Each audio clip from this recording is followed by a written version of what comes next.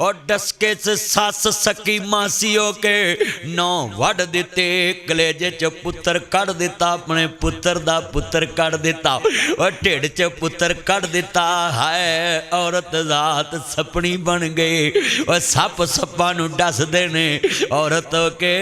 अपनी भैन दी धी दी दुश्मन बन गई नौ दी दुश्मन बन गई और पेट च बच्चा भी कर दिता मुँह साड़ दिता टुकड़े टुकड़े कर दिते हाय मेरे अल्लाह ये दुनिया केड़े पासे तुर पई औरत जात औरत दे दुश्मन बन गए लोगों में इसलिए कहना है ससा मिन के दुध देंदियां रोटियां गिन के देंदियां मेरा बेटा मैनू कहने लगा पापा आप मेरी बहनों को झिड़कते नहीं मुझे झिड़क लेते मैं कहा बेटा मैं बात समझाऊं तुम्हें कहता जी पापा बोले मैं कहा बेटा बात सुने एक बेटा है तू मेरा लाडला बड़ा है पर मैं ना तियां दे लाड बहुते क्यों रखे कहता जरा दसो मैं कहा बेटा मेहमानों को कौन मारता है पापा कोई नहीं मेहमानों को कौन झिड़कता है कहता पापा कोई नहीं मेहमानों को तो हर कोई इज्जत देता है मैं कहा बस फिर पुत्र यही मेरी गल पल्ले पड़ ला ये मेरी मेहमान बेटी है ये मेरी धी 10 साल की हो गई है इन्हें 8 सालों अपने घर चले जाना है 18 साल की मैं धी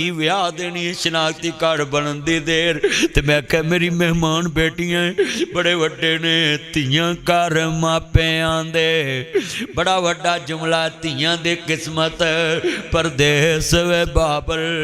पुत्रां लई जगीरां दुख सुख सहवन चुप कर रहवन धीयां दियां तकदीरां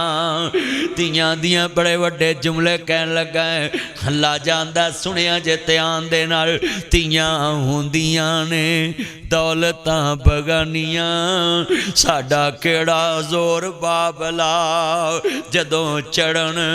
धीयां नू जवानियां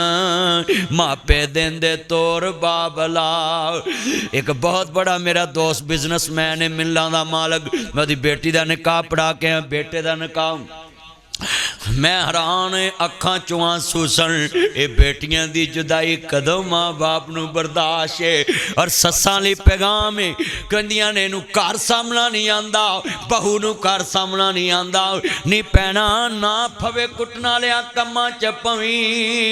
औरत जात औरत दी दुश्मन ना बने मेरियां 4 बेटियां पहली मेरी बेटी उम्मे अहमद मैनू कहंदी पापा ये जूता पीछे उतारो मैं घर गया ना मेरी जुत्ती वेख कहंदी पापा ये पीछे उतारो मैंने बोला बेटा क्यों पापा मैंने अभी सफाई की मैं कितनी देर रोया तो ये मैनू पता है मैं खंगरां दी जमीन छड़ जानी है खूह दी जमीन छड़ जानी मैं मेरा नुक्कर नहीं बनावांगा खाल नहीं खालांगा जपसम नहीं पावांगा रूढ़ी नहीं पावांगा नुकरा नहीं बनावांगा किराया नहीं मारांगा मैनू पता है मैं खुडियां दुकान छड़ जानी है मैं पेंट नहीं करावांगा मैनू पता है लोगों मैं गड्डी वेच देनी मैं गड्डी दे टायर नवे नहीं पवावांगा पर बेटियां भी पाई यूसुफ अनमोल रिश्ता है मौलाना हाफिज अब्दुल रशीद साहब जकरिया साहब मेरे बेटियां भी अजीब रिश्ता है पता बाबल दा वेड़ा छड़ जाना